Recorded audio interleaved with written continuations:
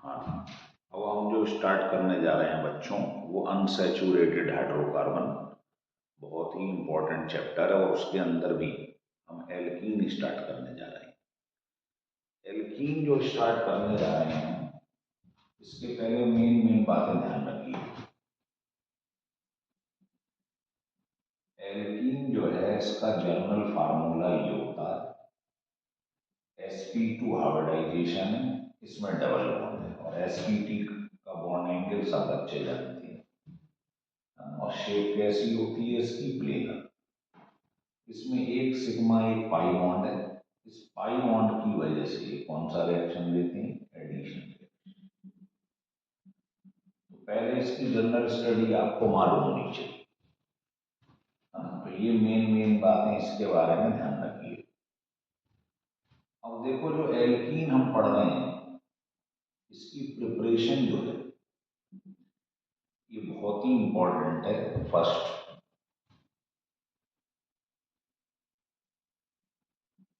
Bye dehydration of alcohol.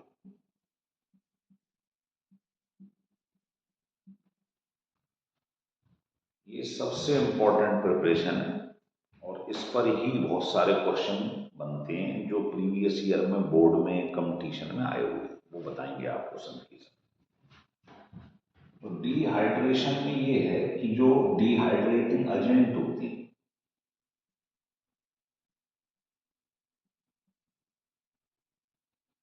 वो हमें मालूम होनी चाहिए। तो इस लिस्ट में कंसंट्रेटेड H2SO4 है, alumina, phosphorus pentoxide, anhydrous zinc chloride, anhydrous calcium chloride, orthophosphoric acid, potassium bisulphate. ये कुछ मेन मेन डिहाइड्रेटिंग एजेंट है, इसमें हम इनका यूज करेंगे। देखिए, तो पहले इसको लिख लीजिएगा, फिर मैं इसका हटा देता हूँ। देखिए, तो ये मेन मेन डिहाइड्रेटिंग एजेंट है। अब इसमें हम क्या करेंगे, जैसे मान लीजिए ये एक एल्कोहल लेंगे, ये एल्कोहल इस कार्बन से अटैच है और ये एक कार्बन से अटैच है, तो इसको प्राइमरी एल्कोहल कहते हैं।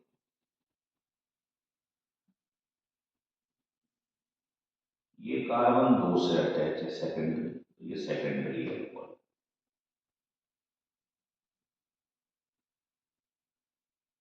और ये तीन से अटैच है तो टर्शरी हो।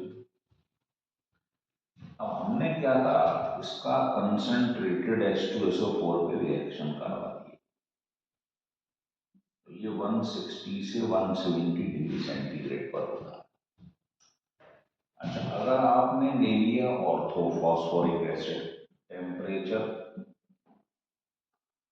और अगर आपने ये ले लिया या एल्यूमिना ले लिया, तो ध्यान रखें टेम्परेचर 350 से 400 डिग्री सेंटीग्रेड तक जाता है।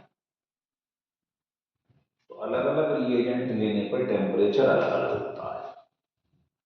होगा क्या, ये रिएक्शन जो हम पढ़ रहे हैं, ये एलिमिनेशन रिएक्शन,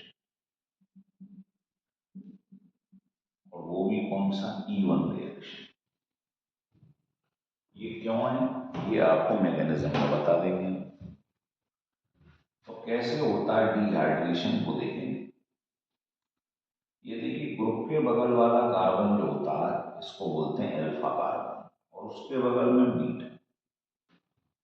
तो जब डिहाइड्रेशन होता है तो इस रिएक्शन का नाम है बीटा एलिमिनेशन रिएक्शन। मतलब वाटर जो निकलेगा इसकी प्रेजेंस में, अल्फा से तो निकलता है OH और बीटा से निकल जाता है HOH लेके अलग हो जाएगा। तो यहाँ क्या आ जाएगा, डबल।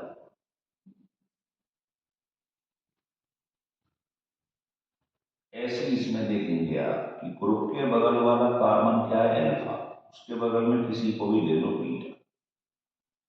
इसकी प्रेजेंस में वाटर निकलेगा, ओ एच यहाँ से, एच यहाँ से, लेकिन ये सेकेंडरी है। टेम्परेचर थोड़ा और कम ले लो, उसी से काम हो जाएगा, है ना। तो अगर यहाँ से एच ओ एच लेके चला जाए तो यहाँ क्या आ जाएगा, डबल बॉन्ड।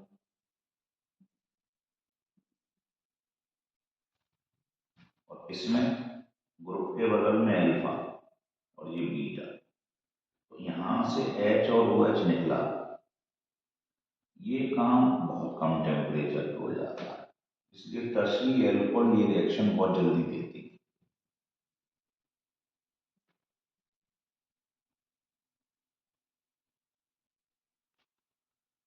हो रहा है क्लियर, लिख लीजिए।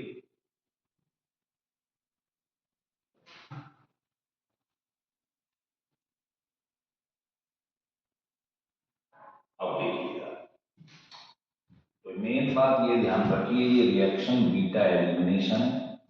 बीटा एलिमिनेशन का मतलब होता है इसकी प्रेजेंस में जो वाटर निकलेगा, ये ओ एच निकलेगा अल्फा से और बीटा से निकलता है एच, एच ओ एच लेके बाहर हो जाएगा, तो यहाँ क्या रहेगा, डबल बॉन्ड। अब हम क्या देखेंगे कि ये जो रिएक्शन हमने पढ़ा है इसकी मैकेनिज्म कैसी है, क्योंकि उसी से सारी बात समझ में आएगी। देखिए, तो इसकी मैकेनिज्म ये है, जैसे आपने मान लीजिए ये एक एल्कोहल ले ली और इसका क्या करा दिया, कंसंट्रेटेड H2SO4 पे रिएक्शन। अब ये कौन है, एसिड है, तो हम इसको एचाइन भी लिख सकते हैं। अब देखिए इस पर O पे क्या है, लोन पेयर, O के बाद 6 इलेक्ट्रॉन होते हैं, एक शेयर इधर करा इधर लोन पे। अब ये कौन है, H प्लस का मतलब है लुईस एसिड, और जिस पे लोन पेयर होता है वो क्या होता है, लुईस बेस। तो इस पर तो इलेक्ट्रॉन ज्यादा है, इस पे इलेक्ट्रॉन की कमी है, तो ये यहाँ अटैक कर देता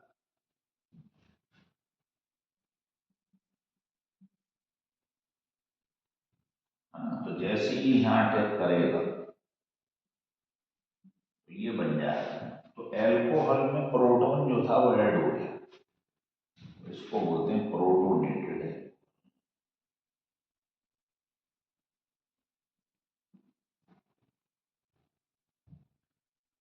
अब तुम जानते हो वो होता है इलेक्ट्रोनेगेटिव, उस पर पॉजिटिव चार्ज आ गया, तो ये कैसा हो जाएगा, अनस्टेबल।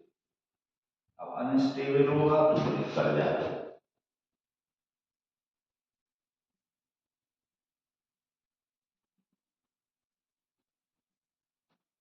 ये अनस्टेबल है। ओ के ऊपर एच हो ही नहीं सकता पॉजिटिव चार्ज, है ना, क्योंकि ओ इलेक्ट्रोनेगेटिव, तो ये चीज यहाँ से ब्रेक हो जाएगी, ये वाटर बाहर निकल जाएगा, ये पॉजिटिव चार्ज इसने एक्वायर कर लिया, ठीक है। अब देखिए आपने शुरू में यहाँ पर एचाइन का अटैक करवाया था, ये क्या था, रिएजेंट या कैटेलिस्ट। तो कैटेलिस्ट तो रिएक्शन में कभी रिएक्शन करता ही नहीं, तो जो एचाइन अटैक करवाया है वो एचाइन आपको बाहर निकालना पड़ेगा, इसको वापस देना पड़ेगा। तो यहाँ से क्या होता है, इसके पड़ोस से, यहाँ से ये एचाइन लीव कर जाता है, ये प्रोटोन है पॉजिटिव चार्ज लेके अलग हो गया, तो यहाँ क्या बचेगा, CH2, तो यहाँ भी CH2 है, तो बीच में डबल बॉन्ड आ गया।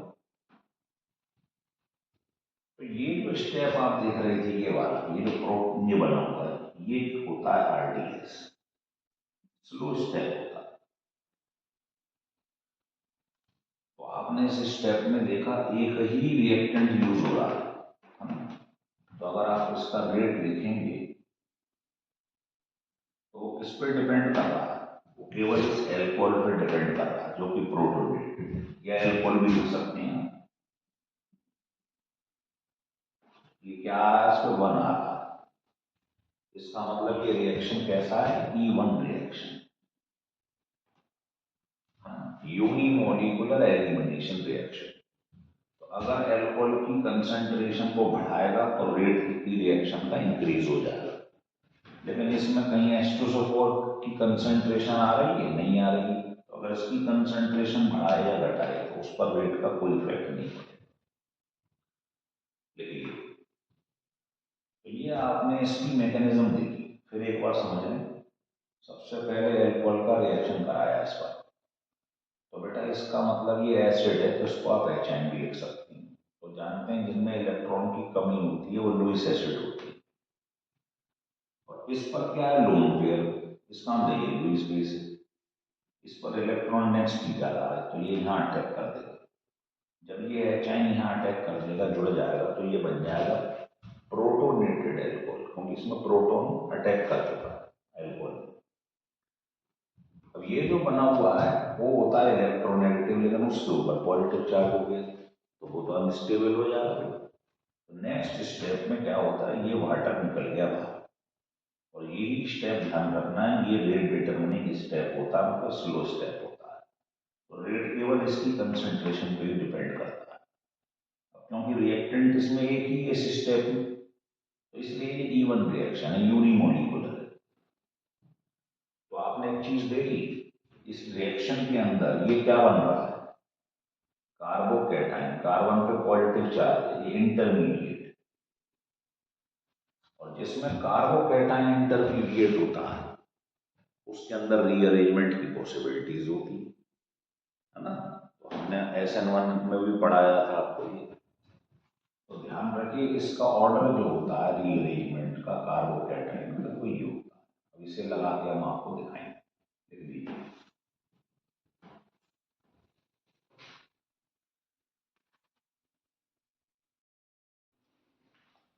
देखिए, अब जैसे हम पहले यहाँ लिख लें, इसमें कार्बोकैटायन फॉर्म होता है, और जिसमें भी कार्बोकैटायन फॉर्म होगा उसमें रीअरेंजमेंट हो जाता है।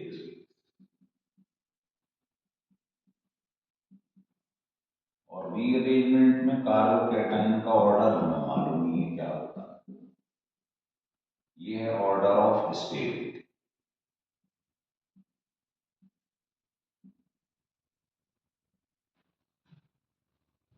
ठीक है, देखिए मान लो एक क्वेश्चन मैंने ले लिया,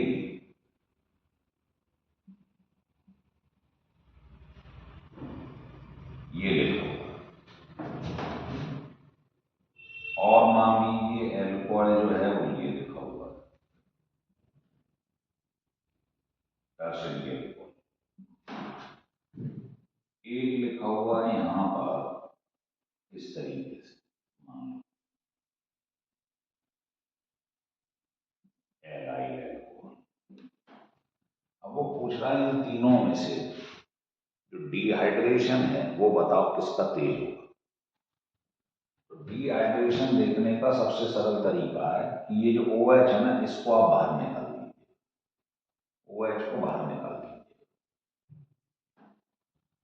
तो बताइए, कार्बोकैटायन बन गया, ये बन गया कार्बोकैटायन। जब वाटर निकल जाएगा तो अब ये आपने मैकेनिज्म में पढ़ा, ये बन जाए। अब आपको ये चेक करना है इसमें स्टेबल कौन जाता है, करिए चेक। ये देखो आप, डबल सिंगल पॉजिटिव, इसमें पूरा रेजोनेंस हो रहा है, रेजोनेंस। इसमें क्या हो रहा है, इसमें हाइपर कॉन्जुगेशन हो रहा है, देखा ना, पॉजिटिव के बगल में ये अल्फा हाइड्रोजन है, इसके ऊपर 3 3 3, तो इसमें 9 अल्फा हाइड्रोजन।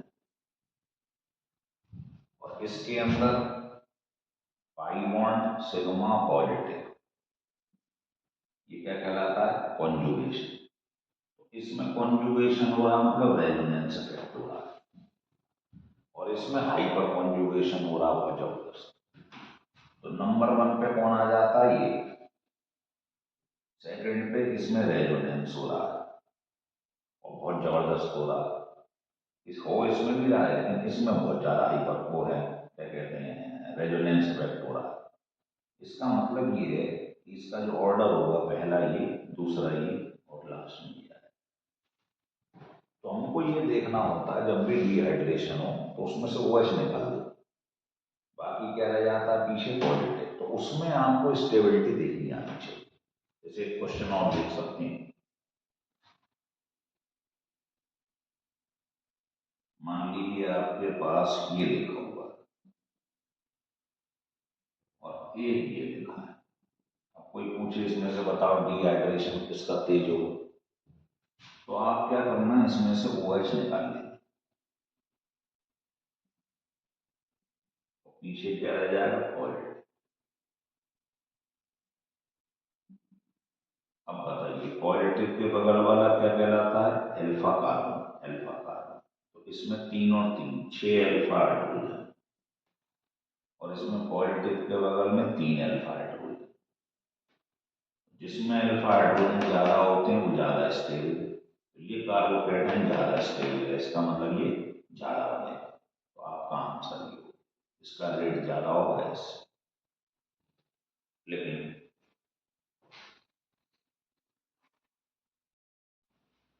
देखिए अगले क्वेश्चन को देखिए, मान लीजिए क्वेश्चन लीजिए, अब ये आपके पास में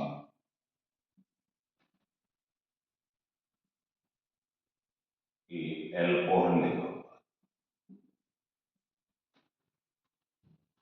और हमने इसका डिहाइड्रेशन करवानी है। तो हमें ये देखना है कि इसके अंदर जो इंटरमीडिएट बनता है वो कार्बोकेटाइन होता है, और कार्बोकेटाइन में रीअरेंजमेंट पॉसिबल है। और अगर रीअरेंजमेंट जो है वो 3 टाइप का होता, भी बताते हैं आप। तो जैसे ही आपने इसमें हीट किया इसे, तो इसको निकाल दीजिएगा। अब इसको अगर आपने निकाल दिया तो यहाँ पर क्या आ जाएगा, पॉजिटिव चार्ज। ये पॉजिटिव चार्ज है। अब ये बताओ आप, ये पॉजिटिव चार्ज इस कार्बन पे, ये 2 कार्बन से अटैच है, मतलब सेकेंडरी। अगर इसमें रीअरेंजमेंट हो जाए, रीअरेंजमेंट किस टाइप का होता है, एक तो होता है हाइड्राइड शिफ्ट, या होता है मिथाइल शिफ्ट, और या होता है फिनाइल शिफ्ट।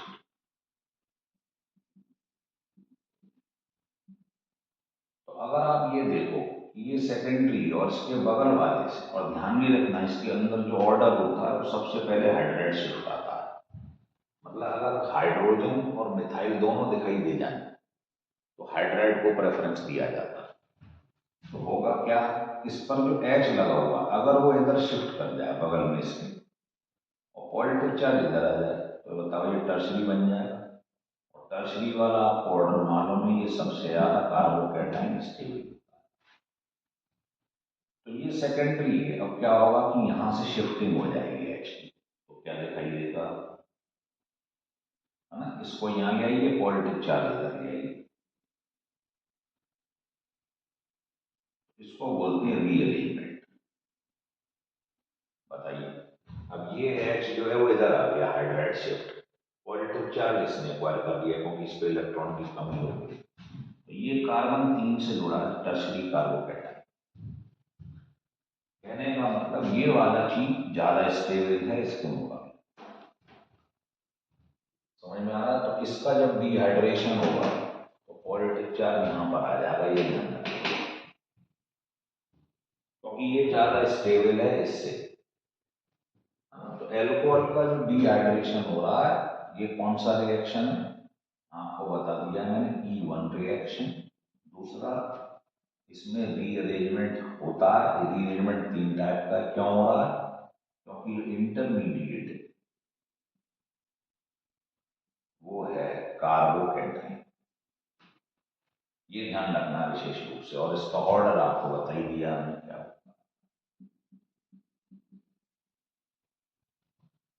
ठीक है, तो ईज ऑफ डिहाइड्रेशन,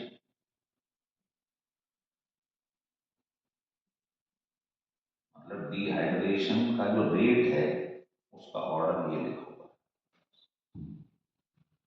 ठीक, तो इसे लिख लीजिए। इसी टाइप के क्वेश्चन ज्यादातर बनते हैं इसके ऊपर।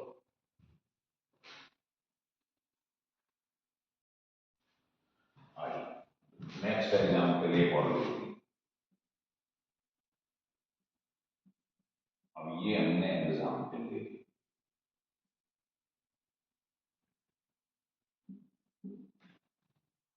अब इसका आप कराइए डिहाइड्रेशन। तो आपको क्या तरीका बताया गया कि OH को निकाल दीजिए। अगर आपको मालूम करना हो कौन सी एल्कीन बनेगी तो आप क्या करोगे, OH को निकाल दो। ये आ गया पॉलिटिक्स कार्बोकैटायन। अब इसमें आपको बताया कार्बोकैटायन देखना होता है कौन ज्यादा स्टेबल है बस। तो बताइए ये लगा हुआ है यहाँ पर, ये कौन सा 1 डिग्री। अगर इसके बगल वाले से कोई भी मिथाइल शिफ्टिंग हो जाए, मतलब ये वाला ये कोई सा भी एक मिथाइल यहाँ शिफ्ट हो जाए और पॉजिटिव चार्ज ये एक्वायर कर ले, तो बताना क्या दिखाइए। ये जो यहां से इलेक्ट्रॉन है ये लेकर इधर शिफ्ट हो गया है और किसने पॉजिटिव चार्ज, यहाँ कमी हो गई इलेक्ट्रॉन की, ये एक्वायर कर ली। तो क्या हुआ, यहां से इलेक्ट्रॉन लेके नेगेटिव चार्ज लेके इसकी शिफ्टिंग हो गई, इसको बोलते हैं मिथाइल शिफ्टिंग। तो बताइए ये पॉजिटिव चार्ज इस पर हो गया जो क्या हो गया 3 डिग्री का, है ना। 3 डिग्री ज्यादा स्टेबल होता है, मोर स्टेबल होता है इससे। ये 1 डिग्री, तो ये हमें बनाना होता है। इसके बाद में जो H निकलेगा यहाँ से वो यहाँ से भी निकल सकता है, यहाँ से भी और यहाँ से भी। अब सोचिए अगर ये यहाँ से निकल जाए एक ही बात है ना, ये लास्ट स्टेप होता है मैकेनिज्म का। तो H जो निकला तो यहाँ डबल बॉन्ड आ गया।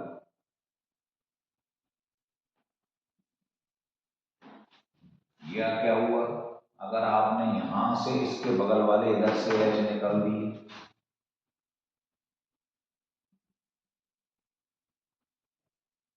तो क्या होगा, तो डबल बॉन्ड यहां आ जाए।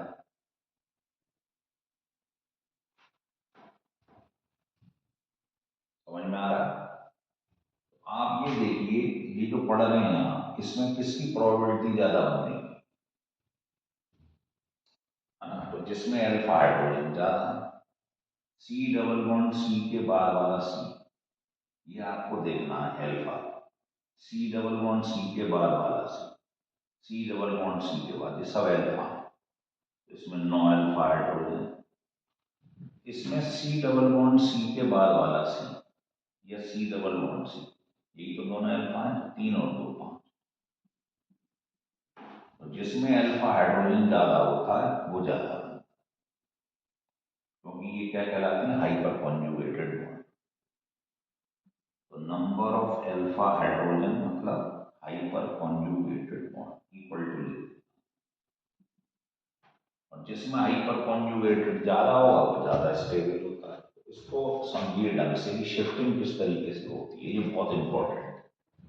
तो मुझे लगता है आपको पहली प्रिपरेशन जो है डिहाइड्रेशन ऑफ एल्कोहल, जिससे एल्कीन बनाई जाती है, एकदम क्रिस्टल क्लियर हो गई हो, है ना। फिर इसके बाद में आपको नेक्स्ट बताते हैं कौन सी है, dehydro halogenation of alkene halide, ये सेकंड प्रिपरेशन। लिख लेंगे इसे आप।